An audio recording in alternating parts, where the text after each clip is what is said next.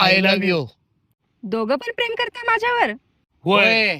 अच्छा ठीक आहे, एक काम करा, एक जण इकडे या, एक जण इकडे या आणि मला ओढा. जो मला ज्याच्याकडे ओढेल त्याची मी होणार.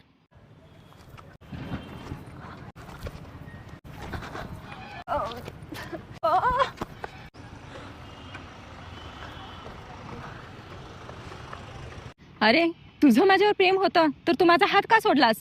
अगं, मी तुला ज्यावेळेस ओढत होतो 100% तुझा हात दुखत असेल आणि तेच मला सहन झालं नाही म्हणून मी तुझा हात सोडलो ग.